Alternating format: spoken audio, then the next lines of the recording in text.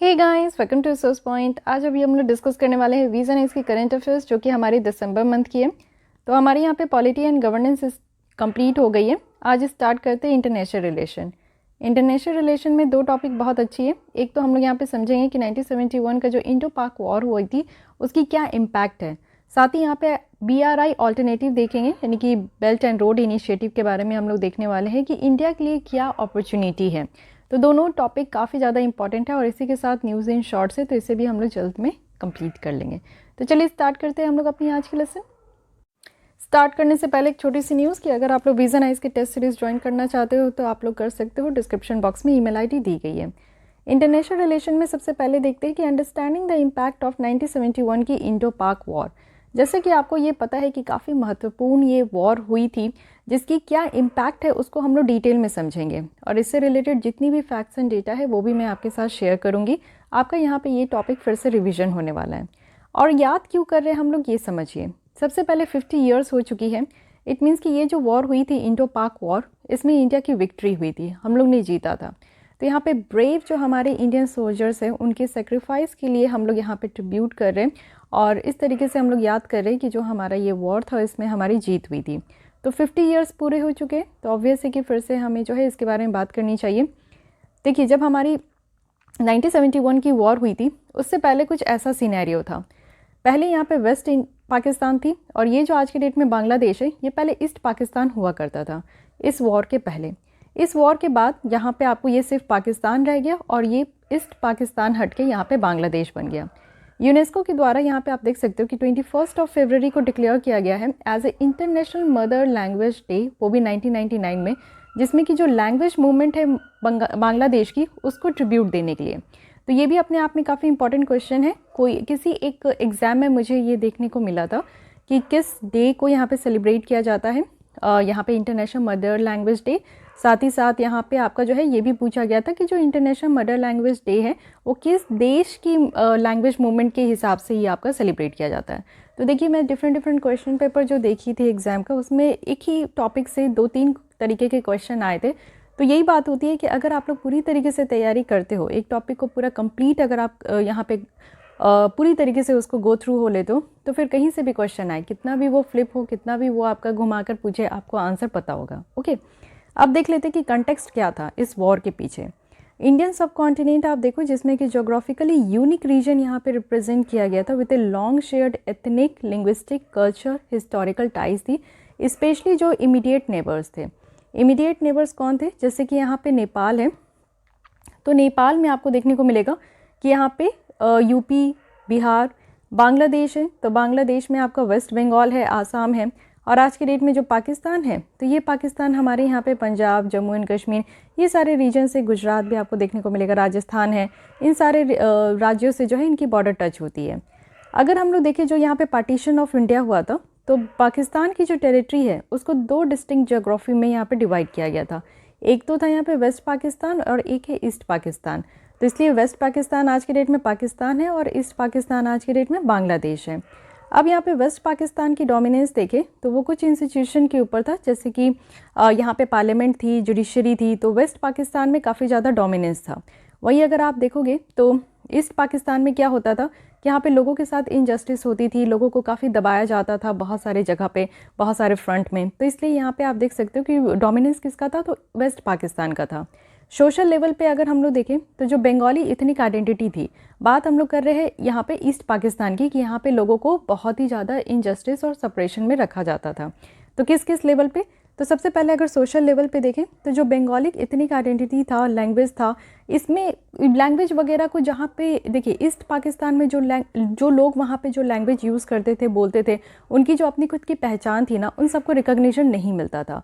For example आप देखो, उर्दू को यहाँ पे नेशनल लैंग्वेज डिक्लेयर कर दिया गया था डिस्पाइट बंगाली और बांग्ला, क्योंकि ईस्ट पाकिस्तान में क्या था कि बंगाली बोलने वाले लोग ज़्यादा थे, यानी कि 58% पॉपुलेशन थी अकॉर्डिंग टू द 1951 के सेंसस के, और यहाँ पे कम थे, यानी कि उर्दू कम बोलते थे, लेकिन फिर भी उर्दू को यहाँ पे नेशनल लैंग्वेज बनाया गया। इकोनॉमिक लेवल पे आप देख सकते हो कि जो ईस्ट पाकिस्तान के लोग थे ना, वो कम रिप्रेजेंट करते थे जॉब में, अनएम्प्लॉयमेंट बहुत ज़्यादा थी। और जॉब में आप देखो कि जैसे आर्मी है, सिविल एडमिनिस्ट्रेशन है, इसमें ऑलमोस्ट 400% गैप है पर कैपिटा इनकम में। तो इसलिए ज़्यादा इकोनॉमिक पर्सपेक्टिव से आप देखो कि एम्प्लॉयमेंट वगैरह जो है वो वेस्ट पाकिस्तान में ज़्यादा लोग थे, ईस्ट पाकिस्तान के लोगों में इस तरीके का नहीं था। पॉलिटिकल लेवल पे भी आप देख सकते हो कि जो नेशन है इसमें लार्जली यहाँ पे मिलिट्री लीडर्स के द्वारा ही कंट्रोल किया गया था। जैसे कि अयूब खान है तो 1958 से लेकर 69 के बीच में है, याना खान है जो कि 1969 से 71 के बीच में है। वेस्ट पाकिस्तान की बात करें तो ये फर्दर किस में फेल हो गई थी, तो यहाँ पे ग्रेटर ऑटोनॉमी लेकर, यानी कि इनका जो डिमांड था कि यहाँ पे ईस्ट पाकिस्तान को 1966 में एकदम से ऑटोनॉमी कर देना है, यानी कि यहाँ पे इनको भी स्वतंत्रता हासिल करने देना है, तो ये चीज़ें नहीं हो पाई। साथ ही डेमोक्रेटिक ट्रांसफ़र नहीं हो पाया पावर का। जैसे आप देखो कि शेख मुजीबुर जो रहमान है अपने पार्टी के बाद, जो कि अवामी लीग था और 1970 के इलेक्शन के बाद वो जीत कर आए थे, तो डेमोक्रेटिक जो ट्रांसफ़र होना चाहिए पावर का वो भी नहीं हो पाया वेस्ट पाकिस्तान से ईस्ट पाकिस्तान में। तो पॉलिटिकल लेवल पे भी देखने को मिला कि दो तरीके से यहाँ पे वेस्ट बंगाल जो है वो यहाँ पे फेल हो चुका था। फिर उसके बाद क्या हुआ कि काफ़ी ज़्यादा इस ईस्ट जो पाकिस्तान था इसमें फोर्सफुली तरीके से लोगों को दबाया जाने लगा। इट मीन्स कि जो अनआर्म्ड सिविलियंस थे उनको मारा जाने लगा। उसके बाद रेप वगैरह भी बहुत हुए, जो कि ऑपरेशन सर्च लाइट है। तो ऑपरेशन सर्च लाइट को अगर आप लोग जाके पढ़ोगे तो इसमें काफ़ी तरीके की बात आपको पता चलेगा कि काफ़ी ज़्यादा ईस्ट पाकिस्तान में रहने वाले लोगों के साथ यहाँ पे अत्याचार हुआ था। और इसी में फिर आप देखो कि ईस्ट पाकिस्तान जो है वो यहाँ पे बांग्लादेश लिबरेशन वॉर में कन्वर्ट हुआ। अब ये चीज़ समझते हैं कि इंडिया क्यों इंटर हुए थे इस बार में, क्योंकि ये जो युद्ध था वो वेस्ट पाकिस्तान और ईस्ट पाकिस्तान के बीच में था। फिर इंडिया क्यों यहाँ पे इंक्लूड हुआ, तो आप देखो कि सबसे बड़ी बात क्या है कि ये बीच में इंडिया है, हमारा भारत बीच में है, और जो लड़ रहे हैं वो हमारे यहाँ पे वेस्ट पार्ट में है और ईस्ट पार्ट में है। इट मीन्स कि आप ये समझो कि आप खड़े हो दो लोग के बीच में, अगर आपके अगल बगल वाले लोग लड़ते रहेंगे तो क्या आपको एनॉइंग नहीं होगा? क्या आपको ऐसा नहीं लगेगा कि आपका भी मूड ख़राब हो रहा है या फिर आपको डिस्टर्बेंस हो रही है? तो same thing happen with the India कि हमारे आगे पीछे आप देखो कि वेस्ट में और ईस्ट में लोग लड़ रहे हैं, वहाँ पे बहुत भयंकर युद्ध हो रही है और हम लोग बीच में यहाँ पे पिस रहे थे। और सबसे बड़ी डर थी हमारी ह्यूमैनिटी की। इट मीन्स कि जो लोग यहाँ पे ईस्ट पाकिस्तान में रहते थे उनके साथ बहुत अत्याचार होता था, बहुत ही मिसकंडक्ट होते थे, इनजस्टिस होता था, और इसके कारण दूसरे लोग को यहाँ पे काफ़ी थ्रेट होती थी।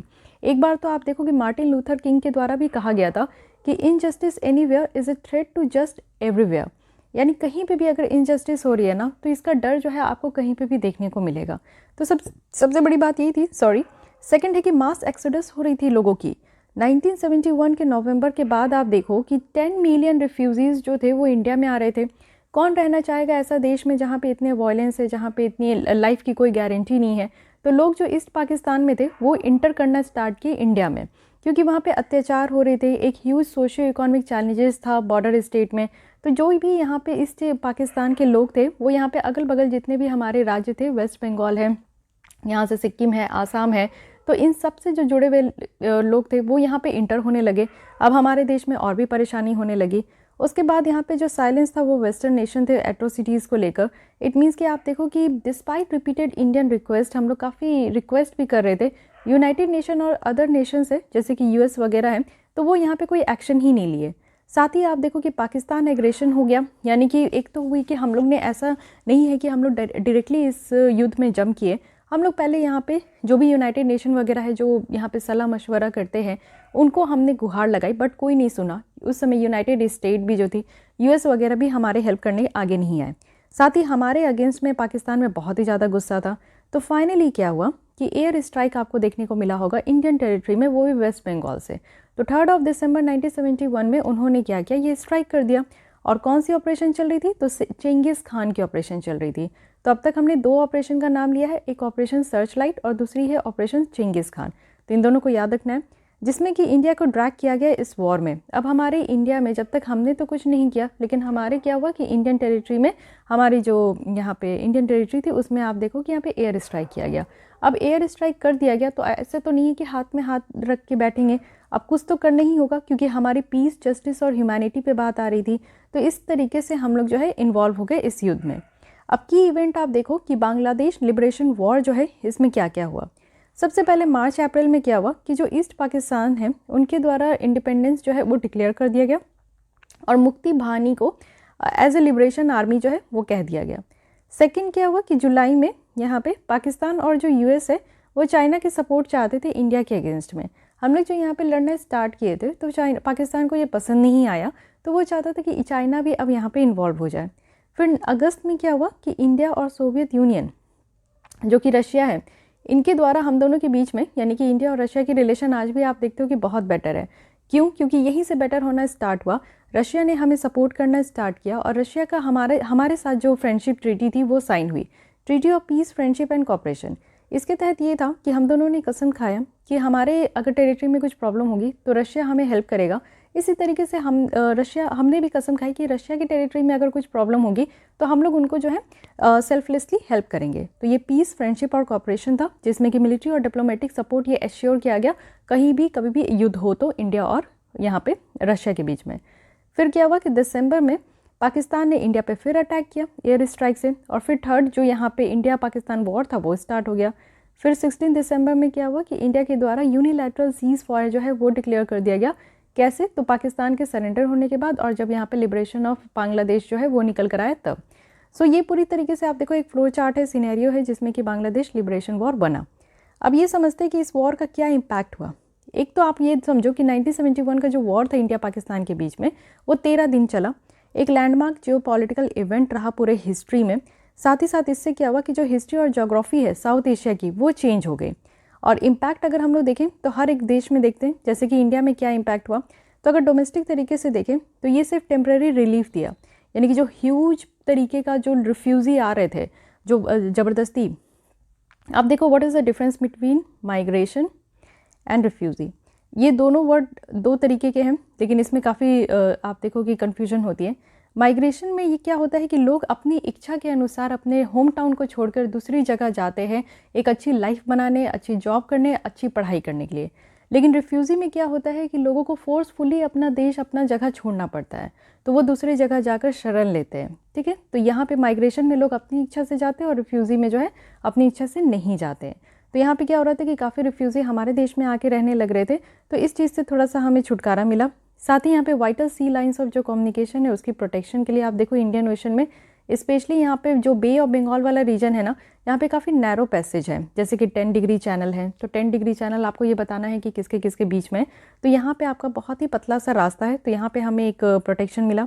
साथ ही चिकन नेक और जो सिलीगुड़ी कॉरिडोर है, जो कि आप सिक्किम के बगल में देखते हो यहाँ पे, तो ये चिकन नेक और सिलीगुड़ी कॉरिडोर है, ये बहुत पतली सी लाइन है। अगर इसको कट कर दिया जाए तो हमारा नॉर्थ ईस्ट वाला जो स्टेट है वो अलग हो जाता है। तो सबसे पहले क्या था कि इसको प्रोटेक्ट किया गया एक मोर पीसफुल नेबर के साथ।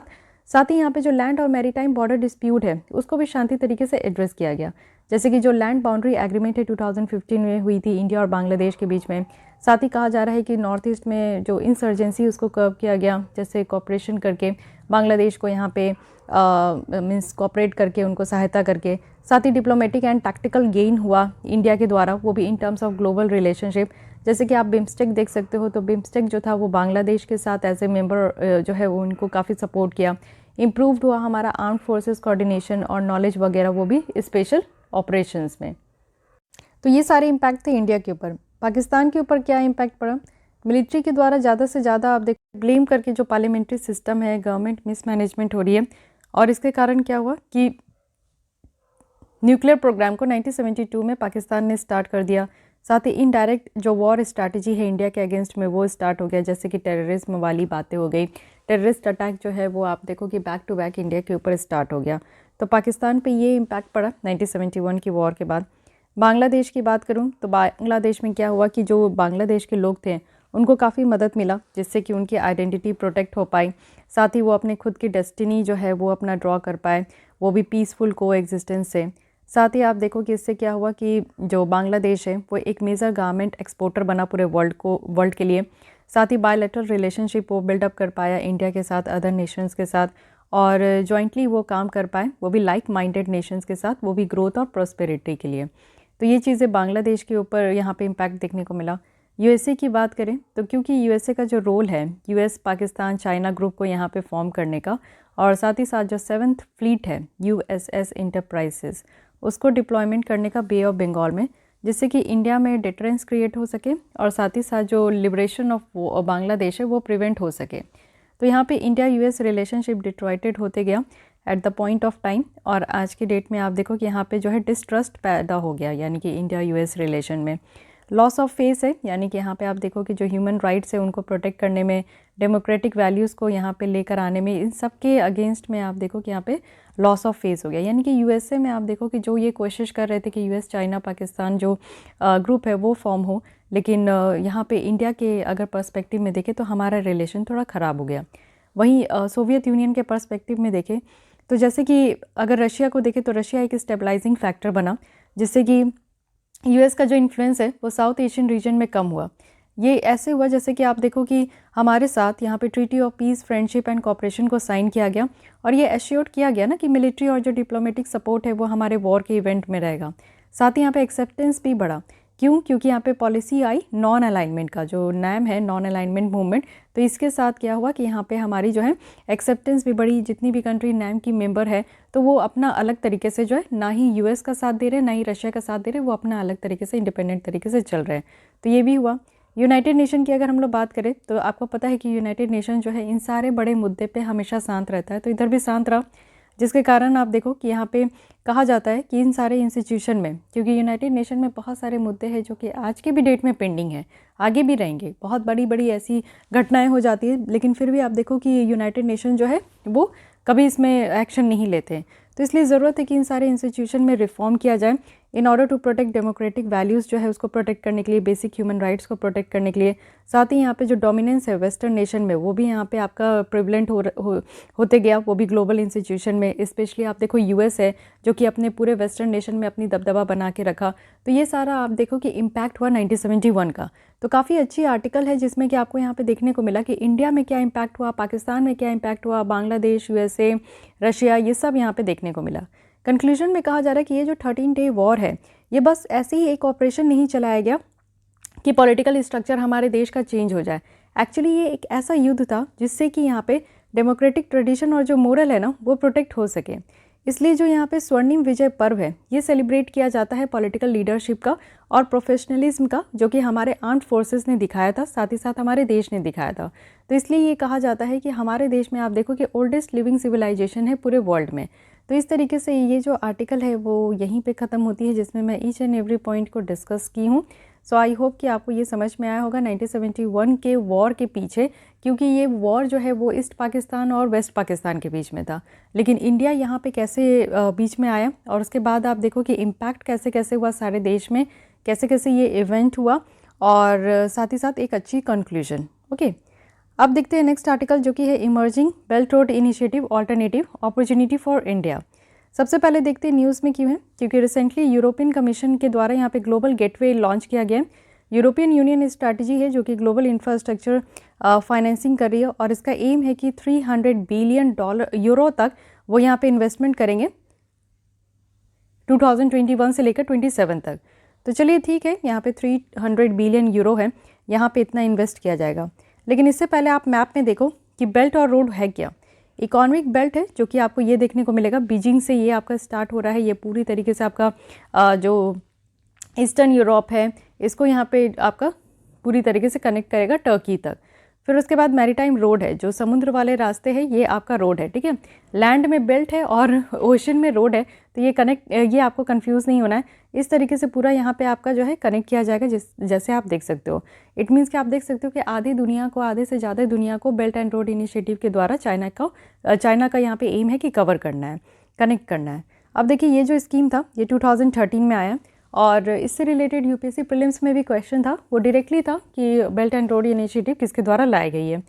तो वन बेल्ट वन रोड ये आपका लाया गया था। ये चाइनीज़ इंफ्रास्ट्रक्चर डेवलपमेंट प्रोजेक्ट है जो कि यहाँ पे लैंड और सी रूट को यहाँ पे कनेक्ट किया जाएगा, इसको डेवलप किया जाएगा, जिससे कि एशिया, अफ्रीका और यूरोप जो है वो यहाँ पे कनेक्ट हो पाएंगे। आज की डेट में अगर हम लोग देखें तो ये सबसे बड़ी और most ambitious global infrastructure financing और डेवलपमेंट इनिशिएटिव है पूरे वर्ल्ड वाइड। ये एस्टिमेट सजेस्ट करते हैं कि जो बेल्ट रोड इनिशिएटिव है ना, इसमें मोर देन 2600 प्रोजेक्ट है, वो भी 100 कंट्रीज़ का, और यहाँ पे एस्टिमेटेड कॉस्ट कितना है तो $3.7 ट्रिलियन तक का। ओके, यहाँ पे जो प्रोजेक्ट है इसमें आपका पोर्ट्स है, रेलवेज़ है, एनर्जी है, डिजिटल नेटवर्क है, ये सारे हैं। तो ये सारे प्रोजेक्ट आपका यहाँ पे इंक्लूडेड है। बेनिफिट क्या है बेल्ट एंड रोड इनिशिएटिव का? तो बेनिफिट है कि रीजनल कनेक्टिविटी यहाँ पे बूस्ट करना है, फैसिलिटीज़ यहाँ पे मॉडर्नाइज़ करना है, जैसे कि पोर्ट्स हो गए, एयरपोर्ट हो गए, तो इन सबको जो है अप टू द मार्क लेकर आना है, एकदम मॉडर्नाइज़ करना है, नई तरीके का बनाना है। साथ ही जो मोबिलिटी है वो यहाँ पे इम्प्रूव करना है, जिससे कि न्यू मार्केट का एक्सेस हो सके।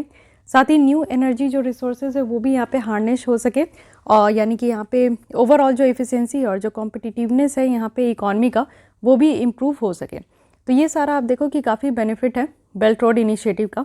लेकिन फिर भी आप देखो कि कंसर्न इससे काफ़ी एसोसिएटेड है, क्योंकि ये हमेशा न्यूज़ में रहता है, और इंडिया के पर्सपेक्टिव में देखो तो हम लोग तो इसको अभी तक ज्वाइन नहीं किए।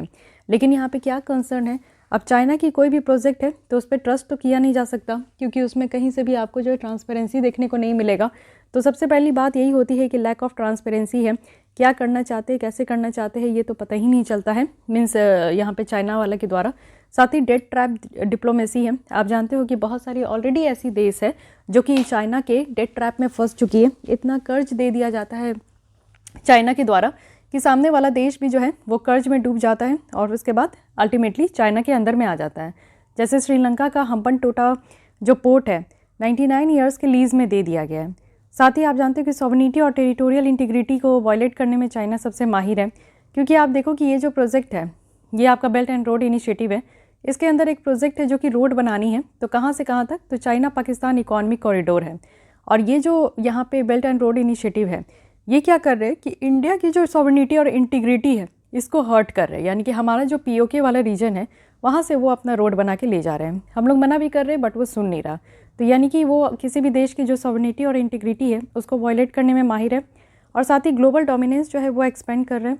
अगर हम लोग देखें तो ड्यूल यूज़ हो रहा है पोर्ट का, डिजिटल नेटवर्क है। तो बेल्ट एंड रोड इनिशिएटिव जो है वो स्टेट बैक्ड जो कैंपेन है चाइनीज़ ग्लोबल डोमिनेंस का, उसके कारण देखने को मिलेगा। साथ ही आप देखो कि यहाँ पे अनएथिकल बिजनेस प्रैक्टिसेस भी यूज़ होता है। 89% जो यहाँ पे कॉन्ट्रैक्ट है ना वो चाइनीज़ कंस्ट्रक्शन कंपनीज़ के द्वारा ही होता है। इट मीन्स जहाँ पे भी जिस देश में अगर कंस्ट्रक्शन करनी है, इस बेल्ट और रोड को बनानी है, तो वहाँ पे चाइनीज़ लेबर ही जाते हैं, उस देश के लेबर को ये इस्तेमाल नहीं करते। तो आप जानते हो कि यहाँ पे करप्शन होती है, कॉस्ट इन्फ्लेशन हो रहा है, सीक्रेट डील हो रहा है, किसी को कुछ पता नहीं होता है। तो एक खुफिया तरीके से आप देखो कि चाइना अपना काम करता है, तो ये भी प्रॉब्लम है। इन्वायरमेंटल और सोशल रिस्क है, आप देखो कि चाइना को बस काम से मतलब है कि उनकी काम पूरी होनी चाहिए, और इन्वायरमेंट में क्या रिस्क हो रहा है, सोसाइटी में क्या रिस्क हो रही है, क्या यहाँ पे इम्पैक्ट हो रहा है, उससे इसको फ़र्क नहीं पड़ता। तो क्योंकि इनसफिशिएंट इकोलॉजिकल फिजिबिलिटी स्टडीज़ है, अदर रिस्क है, इसके कारण आप देखो कि यहाँ पे जो इस तरीके की प्रोजेक्ट है उससे इन्वायरमेंटल और लेबर स्टैंडर्ड जो है वो कहीं ना कहीं यहाँ पे पुअर देखने को मिल रहा है, कंप्लाइंसेस पुअर है। ठीक है, यहाँ पे नहीं ये लेकर चल रहे हैं कि क्या करना है, कैसे करना है, बस वो इन्वायरमेंटल और सोशल रिस्क को यहाँ पे उनके काम के कारण निकल कर आ रहा है। तो ये सारा प्रॉब्लम है, कंसर्न है कि ट्रांसपेरेंसी नहीं है, डेट ट्रैप पॉलिसी है उनकी, वायलेशन करते हैं, ग्लोबल डोमिनेंस उनका बढ़ते जा रहा है।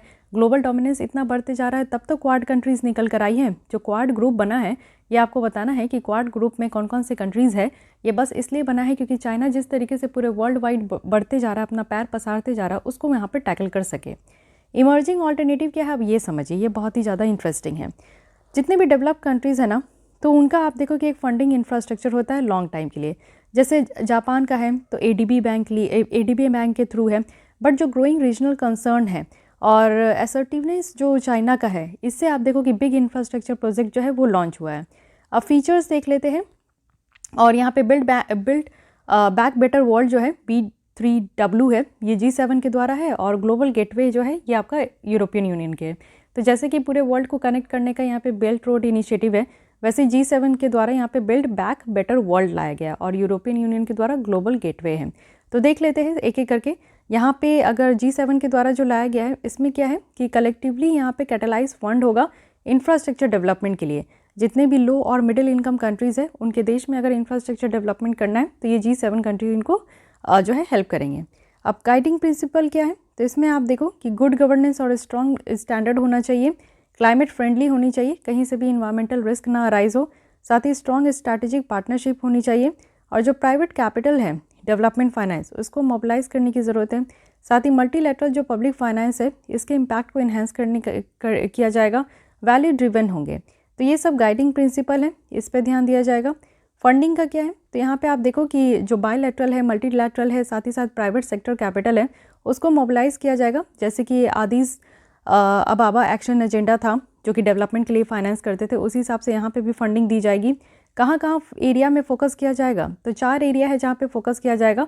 जैसे कि क्लाइमेट है, हेल्थ है एंड हेल्थ सिक्योरिटी है, डिजिटल टेक्नोलॉजी है, जेंडर इक्विटी एंड इक्वालिटी है। ओके, उसी तरीके से आप देखो कि ग्लोबल गेटवे जो कि यूरोपियन यूनियन के द्वारा है, तो यहाँ पे क्या है कि यूरोप की स्ट्रैटेजी है कि लोगों को कनेक्ट करना है, कंट्रीज़ को कनेक्ट करना है, वो भी स्मार्ट, सस्टेनेबल और फेयर वे में।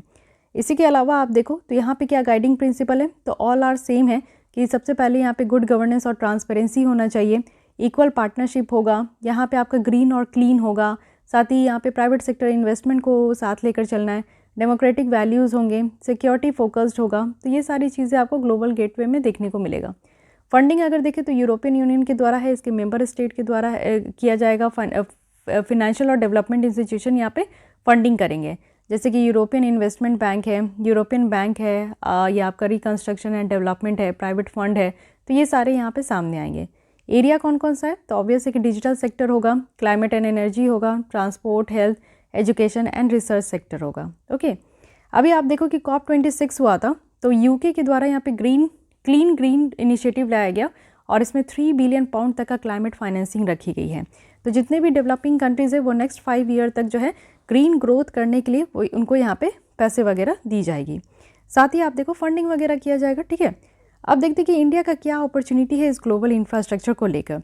G7 के द्वारा नया ग्रुप लाया गया है और यूरोपियन यूनियन के द्वारा यहाँ पे नई इनिशिएटिव लाया गया है, बट हमारे लिए क्या अपॉर्चुनिटी है, जितना भी आप देखो कि 15 ट्रिलियन जो $US का यहाँ पे एस्टिमेट लगाया जा रहा है, तो एक गैप है जो कि ग्लोबल इंफ्रास्ट्रक्चर के बीच में। तो इसमें क्या ज़रूरत है कि इन्वेस्टमेंट किया जाएगा, वो भी कितना तक, तो 15 ट्रिलियन डॉलर तक का जो यहाँ पे इन्वेस्टमेंट किया जाएगा वो 2040 तक की जाएगी। ओके, साथ ही आप देखो कि जिस तरीके से चाइनीज़ का अटेम्प्ट ये बढ़ता जा रहा है कि बेल्ट एंड रोड इनिशिएटिव को लेकर, वो भी जियो economic, Jio political and strategic interest को लेकर, इसके कारण भी आप देखो बहुत सारा अपॉर्चुनिटी जो है वो इंडिया के लिए ओपन हो रहा है, वो भी ग्लोबल इंफ्रास्ट्रक्चर में। अब देखते हैं कि हम लोग अगर पार्टनरशिप कर ले यूरोपियन यूनियन के साथ, तो रिसेंटली अगर हम लोग देखें तो यूरोपियन यूनियन के द्वारा साइन किया गया है comprehensive connectivity partnership with India, जिससे क्या होगा कि हमारा सस्टेनेबल कनेक्टिविटी जो प्रोजेक्ट है अफ्रीका में, सेंट्रल एशिया में, इंडो पैसिफिक वाले रीजन में, उसमें सपोर्ट किया जाएगा यूरोपियन यूनियन के द्वारा, जो कि डिजिटल एनर्जी होगा, ट्रांसपोर्ट वाला सेक्टर होगा, पीपल टू पीपल कॉन्टैक्ट होगा। ओके, वहीं अगर हम लोग यहाँ पे G7 के द्वारा जो BW3 है, इसमें अगर पार्टनरशिप करते हैं, तो इसमें अगर हम लोग एंगेज्ड हो रहे हैं, यानी कि अगर ऐसा लग रहा है कि हम लोग यहाँ पे G7 वाले को ज़्यादा फेवर करेंगे, क्योंकि इनकी प्रिंसिपल और स्पेस जो है वो इंडिया को काफ़ी ऑफर कर रहे हैं। जैसे यहाँ पे कहा गया कि काउंटर वेट जो है वो जो चाइना का है वो यहाँ पे एशिया को डोमिनेट कर रहा है, तो इंडिया भी इसमें से वन है कि हम लोग इमर्जिंग पावर है यहाँ पे। साथ ही आप देखो कि शेयर्ड वैल्यू है डेमोक्रेसी का, फ्रीडम का, रिस्पेक्ट है ह्यूमन वैल्यूज़ की। साथ ही यहाँ पे आपका इस्टेब्लिश किया जाएगा मोर वायबल, इंक्लूसिव और जो ट्रांसपेरेंट और रूल्स बेस्ड जो कनेक्टिविटी सिस्टम है। साथ ही दूसरे नेशन को यहाँ पे हेल्प किया जाएगा कि फास्टर तरीके से पोस्ट कोविड-19 रिकवरी किया जाए और सस्टेनेबल डेवलपमेंट जो गोल है उसको अचीव किया जाए। तो ये सारा काम जो है, ये जितनी भी यहाँ पे ऑब्जेक्टिव दी गई है G7 ग्रुप के द्वारा, तो ये काफ़ी फेवर में है इंडिया के। साथ ही बायलैटरल इंगेजमेंट भी है। तो आप लोग देखो कि जो स्पेस क्रिएट किया गया है, क्योंकि चाइना के ऊपर तो भरोसा किया नहीं जा सकता, और इनका जो बेल्ट रोड इनिशिएटिव है वो भी इतना बढ़िया नहीं है जिससे कि इंडिया को फ़ायदा हो। तो स्पेशली आप देखो कि जो डेवलपमेंट प्रोजेक्ट चल रही है अफ्रीका में, साउथ ईस्ट एशियन कंट्रीज़ में, तो यहाँ पे आप देखो कि चाहे चाइना हो या फिर चाइना हो या फिर इंडिया है, ये दोनों एक कॉम्पिटिटिव है। यानी कि अगर आपको देखो कि इंडिया के पास ही यहाँ पे एक मेजर कंट्री आते, अगर हम लोग उसको साथ नहीं देते तो सब कोई बैकएंड में जो है चाइना को सोच के ही चलता है कि कोई नहीं, चाइना तो है ही, चाइना उनके कर्जे उठा लेगा, चाइना जो है उनको पैसे दे देगा, लोन दे देगा। तो इस तरीके से जो गरीब देश है ना वो ऐसा सोचते हैं। तो बायलैटरल एग्रीमेंट भी होना बहुत ज़्यादा ज़रूरी है और डिफरेंट कंट्रीज़ के साथ जो है इसमें फ़ायदा भी है। वे फॉरवर्ड में बताया जा रहा है कि हमें यहाँ पे पॉलिसी कोऑर्डिनेशन को इम्प्रूव करना होगा। इट मीन्स कि प्लान करनी होगी और हाई इम्पैक्ट जो इंफ्रास्ट्रक्चर डेवलपमेंट प्रोजेक्ट है उसको देखना होगा। साथ ही यहाँ पे जो वायबिलिटी और प्रोजेक्ट है उसको इन्हेंस करना होगा। इट मीन्स कि इकोनॉमिक कोऑपरेशन जो है उसको प्रमोट करने की ज़रूरत है, क्रॉस बॉर्डर इन्वेस्टमेंट करने की ज़रूरत है। हम लोग को कैपिटल जो डेफिशिएंसी है उसको ओवरकम करना है। इट मीन्स कि जो बायलैटरल और मल्टीलैटरल फाइनेंशियल इंटीग्रेशन है उसको और डिपेंड करने की ज़रूरत है और ज़्यादा से ज़्यादा गहरा करने की ज़रूरत है। जितने भी लाइक माइंडेड नेशंस हैं, यानी कि एक जैसे कंट्रीज़ जो कि जिनका एक जैसा इनिशिएटिव है, जिनका एक जैसा टारगेट है, तो वो सब एक साथ आ सकते हैं और डेमोक्रेटिक वैल्यूज़ को प्रमोट करना ज़रूरत है। इट मीन्स कि आप देखो कि जो people to people culture exchange है, ये अगर जितना ज़्यादा होगा उससे ज़्यादा से ज़्यादा लोग जो है ना इस प्रोजेक्ट पे भरोसा कर पाएंगे। ट्रस्ट और कॉन्फिडेंस की बहुत ज़्यादा ज़रूरी है, जिससे कि जो बेल्ट एंड रोड इनिशिएटिव की प्रोजेक्ट भी चलेगी और इसकी ऑल्टरनेटिव भी चलेगी। Okay, so this is all about this article. I hope कि आपको ये समझ में आया होगा कि बेल्ट एंड रोड इनिशिएटिव क्या है, इसकी क्या ऑल्टरनेटिव है। Coming to the next article, जो कि G20 के बारे में कहा जा रहा है। तो रिसेंटली इंडिया के द्वारा यहाँ पे आप देखो कि हम लोग ज्वाइन किए हैं G20 ट्रोइका, और अब क्या है कि 2022 में हम लोग इसकी प्रेसिडेंसी भी लेंगे। तो ट्रोइका की बात करें तो ये टॉप ग्रुपिंग है G20 के तहत, जिसमें कि करंट, प्रीवियस और इनकमिंग जो प्रेसिडेंसी है, जैसे इंडोनेशिया, इटली एंड इंडिया है, तो ये मिलकर यहाँ पे आपका ग्रुप क्रिएट किया गया। इंडिया यहाँ पे G20 की जो प्रेसिडेंसी है वो हम लोग कब एज्यूम करेंगे, तो इस साल के लास्ट में 1 दिसंबर 2022 में, और वो भी इंडोनेशिया से। और फिर G20 लीडर्स को कन्वीन करेंगे, जो सबमिट यहाँ पे फर्स्ट टाइम इंडिया में कब होगा, तो नेक्स्ट ईयर 2023 में। तो इस तरीके से सारे पॉइंट्स को आपको याद रखना है। ट्रोइका मेंबर की अगर बात करें तो इंडिया यहाँ पे इंडोनेशिया के साथ और इटली के साथ बहुत क्लोजली काम करेंगे। अब ये बात तो हो गई। अब यहाँ पे डिफरेंस देखिए कि G7, G8 और G20 में कौन कौन सी देश है। G20 में पूरी टोटल 20 कंट्रीज़ है। Argentina, Australia, Brazil, China, European union, India, Indonesia, Mexico, south Africa, Saudi Arabia, south Korea और टर्की। तो ये चीज़ें ध्यान रखिए, ये अदर कंट्रीज़ है। लेकिन G20 में ही आपको G8 की एक रशिया देखने को मिलेगा। G7 के सारे देश जो है ये G20 में भी इंक्लूडेड हैं। ओके, तो ये आपसे लास्ट ईयर ही क्वेश्चन पूछा गया है कि G20 की कौन कौन सी कंट्रीज़ है। तो आप लोग देखो कि अगर इस मैगजीन को आप लोग अच्छे से पढ़ते हो ना, तो बहुत सारे प्रीलिम्स के क्वेश्चन डायरेक्टली यहाँ से फेच होती है। तो अब अगर हम लोग देखें कि G20 की क्या मतलब है, तो ये एक स्ट्रैटेजिक मल्टीलैटरल प्लेटफॉर्म है, जिसमें कि वर्ल्ड की जो मेजर डेवलप्ड कंट्री और इमर्जिंग इकॉनमीज़ है उसको यहाँ पे कनेक्ट किया जाता है। G20 को यहाँ पे क्यों लाया गया था, तो आपको पता होगा कि 1990s में जो इमर्जिंग इकॉनमी थी, बहुत ज़्यादा चेंज करने की बात की जा रही थी, LPG रिफॉर्म करने की बात की जा रही थी, और जो फाइनेंशियल क्राइसिस हुई थी 2008 में, तो 2008 में जो फाइनेंशियल क्राइसिस हुई, उसके बाद आप देखो 1990s में जो है, उससे पहले ही यहाँ पे जो इमर्जिंग इकॉनमीज़ थे, इन सब के रीज़न के कारण G20 लाया गया। 1999 में ये स्टार्ट हुआ, लेकिन फिर finance minister, central bank governors जो है वो एक दूसरे से मिलते थे। बट G20 का जो समिट था वो 2008 में ही ये पहली बार हुआ था, क्योंकि फाइनेंशियल क्राइसिस जो है 2008 में आई थी। उसके बाद अगर बात करें तो यहाँ पे कोई भी G20 का परमानेंट सेक्रेटेरिएट है नहीं। ऑब्जेक्टिविटी अगर आप देखो कि ऑब्जेक्टिव क्या है G20 का, तो पॉलिसी कोऑर्डिनेशन है अपने मेंबर्स के बीच में, जिससे कि एक ग्लोबल इकोनॉमिक स्टेबिलिटी होगा, सस्टेनेबल ग्रोथ होगा। साथ ही फाइनेंशियल रेगुलेशन को प्रमोट करना है, जिससे कि जो रिस्क है वो कम हो सके, फ्यूचर जो फाइनेंशियल क्राइसिस है वो यहाँ पे प्रिवेंट हो सके। साथ ही यहाँ पे न्यू इंटरनेशनल फाइनेंशियल आर्किटेक्चर को क्रिएट करना। So these are the common यहाँ पे ऑब्जेक्टिव है। साथ ही आप देखो G20 में इंडिया जो है वो एक फाउंडिंग मेंबर है। अब यहाँ पे G20 की इंपॉर्टेंस देखते हैं। सबसे पहले यहाँ पे आप देख सकते हो कि ग्लोबल इकॉनमिक ग्रोथ होता है, क्योंकि यहाँ पे G20 में सारे मेजर जो इमर्जिंग इकॉनमीज़ है वो आते हैं। तो यहाँ पे पता चलता है कि साइज़ और स्ट्रैटेजिक इंपॉर्टेंस इसका क्या है। साथ ही ग्लोबल अगर कोई क्राइसिस हो रहा है तो उसको भी एड्रेस किया जाता है ये G20 देशों के द्वारा। तो इससे पहले जो समिट हुआ है 2018 की फाइनेंशियल क्राइसिस पे हुआ है, और ईरानियन न्यूक्लियर डील से हुआ है। अभी आप देख सकते हो कि कोविड-19 पैंडेमिक में हुआ है, साथ ही क्लाइमेट चेंज में हुआ है। तो बहुत बड़े मुद्दे जो होते हैं, उन सारे मुद्दों को यहाँ पे बात किया जाता है, डिस्कस किया जाता है यहाँ पे G20 के कंट्रीज़ के साथ। टैक्स रिफॉर्म करने की बात की जा रही है, तो वो भी यहाँ पे देखा जाता है। इंटरनेशनल जो टैक्सेशन है ये भी एक रेगुलर फीचर हो चुका है G20 डेलिब्रेशन का, जब से ये समिट स्टार्ट हुई है 2008 में।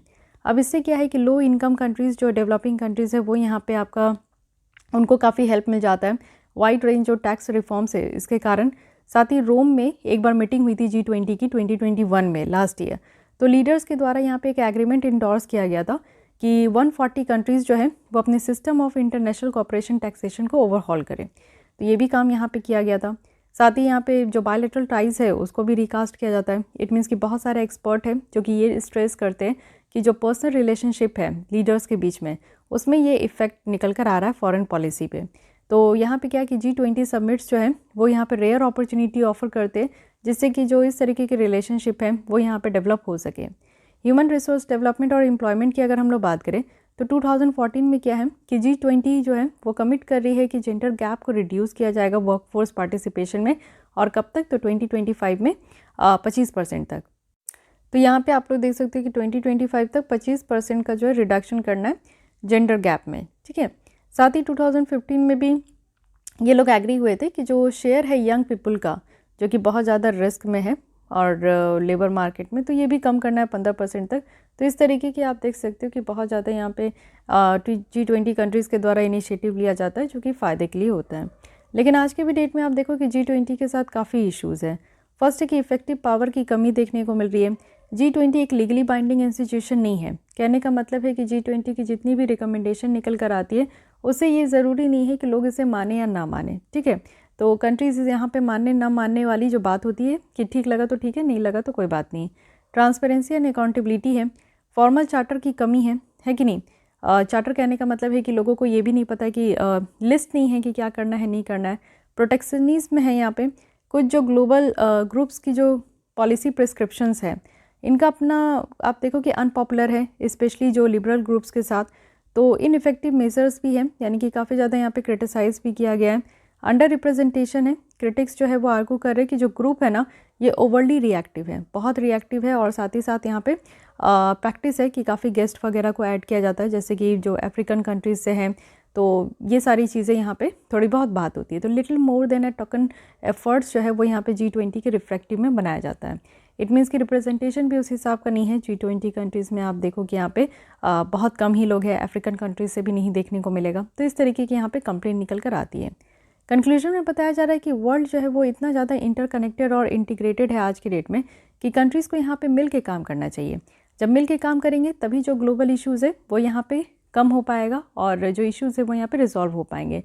तो G20 जो है उनको यहाँ पे एक विजन प्रोवाइड करना चाहिए जिससे कि सारे कंट्रीज़ जो है एक साथ आए, स्पेशली जो इमर्जिंग मार्केट है जैसे कि इंडोनेशिया, इंडिया, ब्राज़ील, मैक्सिको, और वो भी ग्लोबल गवर्नेंस में, जिससे कि जो कोऑर्डिनेटेड एक्शन है ना मेजर ग्लोबल इश्यूज़ में वो सपोर्ट मिल सके उसको। So this is all about G20 आप देखो कि मेंबर्स जो हैं वो यहाँ पे रिप्रेजेंट ऑलमोस्ट क्या 90% ग्लोबल GDP का रिप्रेजेंट करते हैं G20 कंट्री। 80% जो है वो इंटरनेशनल ग्लोबल ट्रेड में है। 2/3 जो है वो वर्ल्ड की पॉपुलेशन है जो कि G20 मेंबर कंट्रीज़ में रह रहे हैं। 84% है जो कि सारे जो फॉसिल फ्यूल्स इमिशंस है। तो आप देख सकते हो कि कितनी बड़ी यहाँ पे जो है इसकी कंट्रीब्यूशन है पूरे वर्ल्ड वाइड। तो यहाँ पे G20 कंप्लीट होता है। अब आते हैं जो न्यूज़ इन शॉर्ट्स है, जो इंपॉर्टेंट न्यूज़ है उसे मैं यहाँ पे डिस्कस कर लेती हूँ। WTO की डिस्प्यूट पैनल है जो कि यहाँ पे इंडिया की जो शुगर एक्सपोर्ट सब्सिडीज़ है उसके अगेंस्ट में बात हो रही है। तो अभी क्या है कि ऑस्ट्रेलिया, ब्राज़ील, ग्वाटेमाला उनके द्वारा कंप्लेन किया गया है कि जो डोमेस्टिक सपोर्ट प्रोवाइड किया जाता है इंडिया के द्वारा वो भी शुगर केन प्रोड्यूसर को, तो वो काफ़ी एक्सेस है। यानी कि जो WTO के द्वारा लिमिट रखी गई है ना उससे ज़्यादा हम लोग अपने देश के जो शुगर केन प्रोड्यूसर्स हैं उनको हम लोग यहाँ पे सब्सिडीज़ वगैरह देते हैं। तो इससे क्या हुआ कि एक पैनल यहाँ पे बैठाया गया है इंडिया के अगेंस्ट में, और वो ये कह रहे हैं कि इंडिया जो एग्रीमेंट ऑन एग्रीकल्चर है उसकी यहाँ पे कहीं ना कहीं प्रॉब्लम क्रिएट हो रहा है, यानी कि इसके रूल्स रेगुलेशन के अकॉर्डिंग हम लोग नहीं चल रहे। तो ये एग्रीमेंट ऑन एग्रीकल्चर है क्या? ये एक स्पेसिफिक कमिटमेंट यहाँ पर प्रोवाइड करते हैं जिससे कि आप देखो कि जो सपोर्ट है, प्रोटेक्शन है वो कम हो रहा है। किस किस फील्ड में? तो डोमेस्टिक सपोर्ट के फील्ड में, एक्सपोर्ट सब्सिडी के फील्ड में, मार्केट एक्सेस के फील्ड में।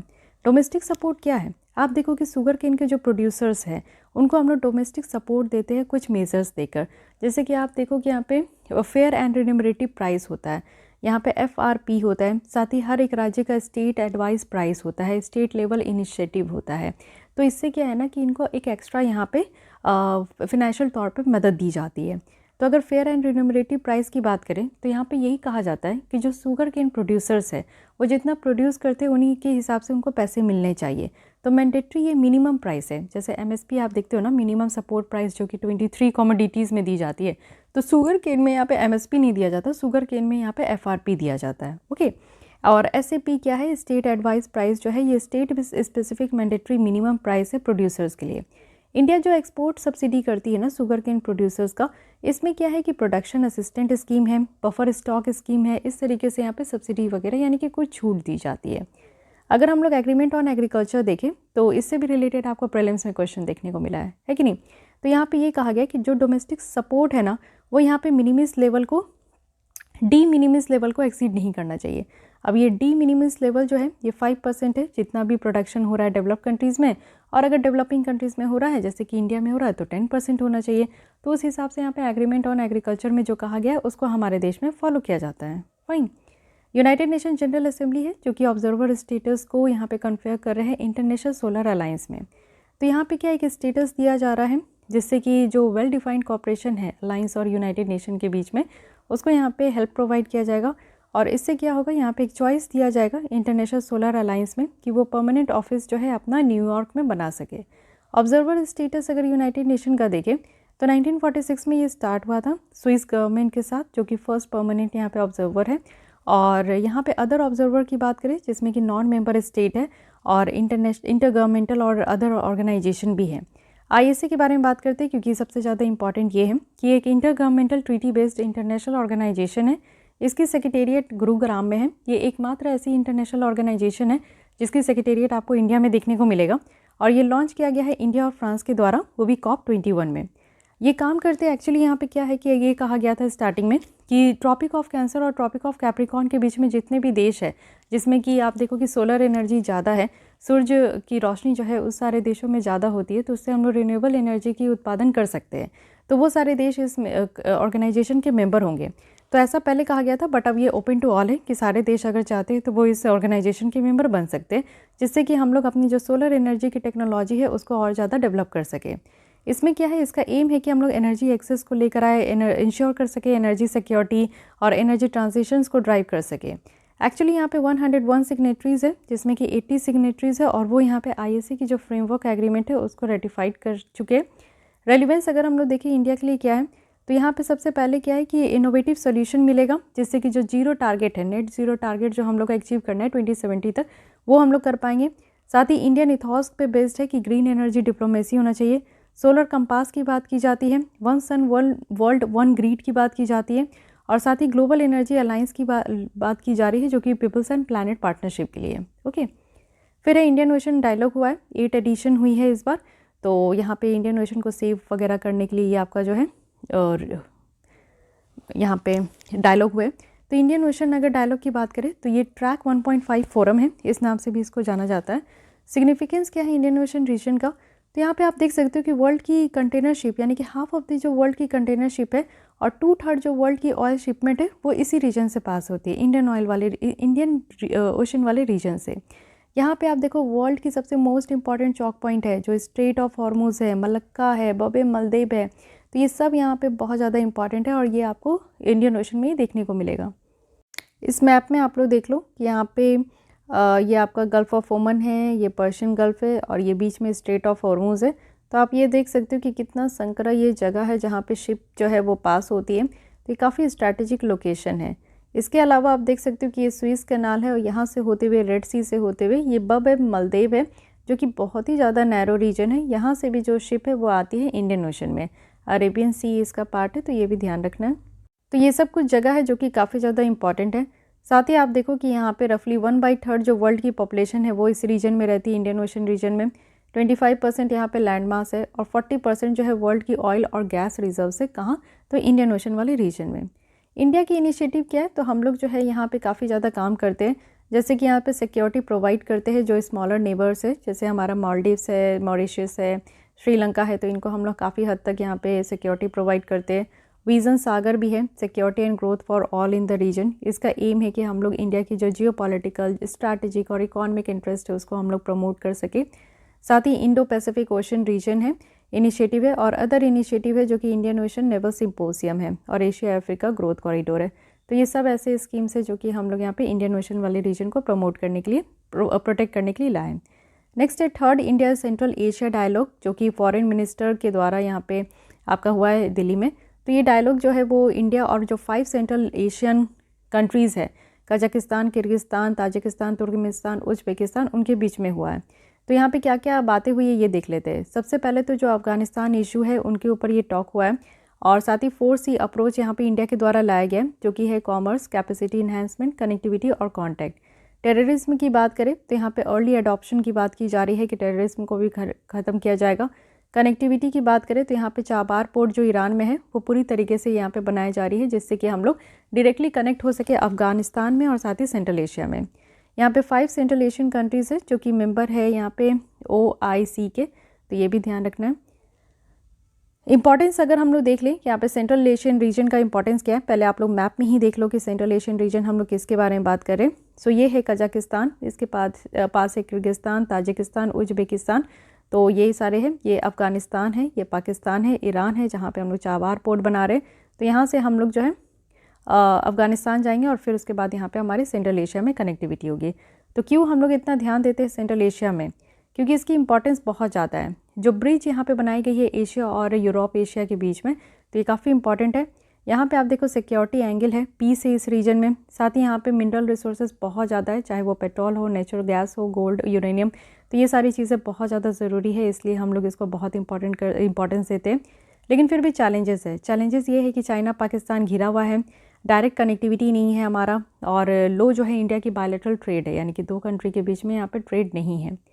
नेक्स्ट आते हैं India Sri Lanka fisheries dispute. All time ये डिस्प्यूट होता है कि इंडिया के जो श्रीलंका वाला रीजन है और जो हमारा तमिलनाडु वाला रीजन है, वहाँ के फिशर्स जो है, जो मछली पकड़ते हैं, वो एक दूसरे के टेरिटरी में चले जाते हैं और इलीगल फिशिंग और पोचिंग भी देखने को मिलता है। तो रीज़न क्या है इंडिया श्रीलंका फिशरीज डिस्प्यूट का? सबसे पहले जो है हमारा मैरीटाइम बाउंड्री ही डिफाइन नहीं है। जो हमारा एरिया है और जो इस तरीके से श्रीलंका नीचे लटका हुआ है, तो इसमें आप देखते हो कि बाउंड्री ही नहीं पता होता है। तो कई बार तमिलनाडु के जो फिशरमैन होते हैं वो घुस जाते हैं श्रीलंका के टेरिटरी में, और कभी कभी श्रीलंका के जो फिशरमैन हैं वो हमारे टेरिटरी में इंटर हो जाते हैं। तो प्रॉब्लम ये है, 4 मैरीटाइम बाउंड्री एग्रीमेंट यहाँ पे साइन हुआ था 1974 से 76 में, लेकिन फिर भी अभी तक नहीं पता है कि वेल डिफाइंड जो मैरीटाइम बाउंड्री है वो है कौन सी और कहाँ है। ठीक है, ये चीज़ आप देख सकते हो यहाँ पे, ये तमिलनाडु वाला रीजन है और ये श्रीलंका वाला रीजन है। यहाँ पे आप लोग देखो पता ही नहीं चलता है कि कहाँ कौन सा है। और टाइटेंड सर्विलांस है 2009 से, आप देख सकते हो कि श्रीलंका की नेवी जो है वो काफ़ी ज़्यादा सर्विलांस करते हैं नदर्न मैरीटाइम बाउंड्री में। डिप्लीशन हो रहा है, जो मैरीन रिसोर्सेज है वो तमिलनाडु के साइड में बहुत ज़्यादा कम होते जा रहा है। श्रीलंका के द्वारा आप देखो कि जो बॉटम ट्रॉलिंग है ना, उसको यहाँ पे बैन कर दिया गया। बॉटम ट्रॉलिंग मीन्स आप देखो कि एक बड़ी सी नेट होती है, उसको फेंका जाता है मछली को पकड़ने के लिए, बट वो इतनी बड़ी नेट होती है, इसमें बहुत सारे जो अदर जीव जंतु है जिसको नहीं पकड़ना है वो यहाँ पे ट्रेस होकर इसमें फंस के आ जाते हैं। नेक्स्ट है न्यू डेवलपमेंट बैंक। तो इजिप्ट जो है ये 4th न्यू मेंबर है जो कि एडमिट किया है न्यू डेवलपमेंट बैंक में, वो भी किसके बाद? बांग्लादेश, यूएई एंड उरुग्वे के बाद। ओके, एनडीबी का एम है कि जो यहाँ पे रिसोर्सेज मोबिलाइज करना है, जितने भी यहाँ पे इंफ्रास्ट्रक्चर और सस्टेनेबल डेवलपमेंट किया जा रहा है वो भी ब्रिक्स कंट्रीज़ में। ब्रिक्स कहने का मतलब है कि Brazil, Russia, India, China and south Africa. तो ये 5 देशों का ये आपको देखने को मिलेगा कि ये बैंक है। इसके अलावा यहाँ पे और भी देश ओपन है कि वो यहाँ पे मेंबर बन सकते हैं। तो जैसे बांग्लादेश है, यूएई है और साथ ही यूरुग्वे है। तो अभी 4th कंट्री कौन ज्वाइन हो रहे? तो इजिप्ट। ऑपरेशन देवी शक्ति है, तो ये एक रेस्क्यू ऑपरेशन है जो कि इंडियन गवर्नमेंट के द्वारा यहाँ पे कंडक्ट किया गया। और अफ़गानिस्तान से जो लोगों को, जैसे तालिबान ने जब से वहाँ पे टेक ओवर कर रखा है, तो अफ़गानिस्तान से जो लोगों को हम लोग अपने देश में बुला रहे हैं, उनको यहाँ पे जो ऑपरेशन चलाया जा रहा है इंडियन गवर्नमेंट के द्वारा, उसको ऑपरेशन देवी शक्ति कहा गया है। तो सारे ऑपरेशन को याद रखना है, काफ़ी ज़्यादा इंपॉर्टेंट है, क्वेश्चन कहीं से भी बन सकता है। और इसी तरीके से हमारा इंटरनेशनल रिलेशन की जो सारी टॉपिक है दिसंबर मंथ की, वो कंप्लीट हो चुकी है। तो guys, I hope you like this video. अगर आपको ये वीडियो थोड़ी सी भी हेल्पफुल लगती है तो आप लाइक कर सकते हैं, और डेली बेसिस में अगर आपको विजन आइज की करंट अफेयर्स हमारे साथ डील करनी है तो उसे देखने के लिए आप लोग हमारे चैनल को सब्सक्राइब कर सकते हैं। इसके अलावा कोई भी डाउट, क्वेरी, सजेशन है तो आप फ्री हो कि आप कमेंट भी कर सकते हैं। मिलती हूँ कल इसी टाइम पे। आज के लिए बस इतना ही। Thank you.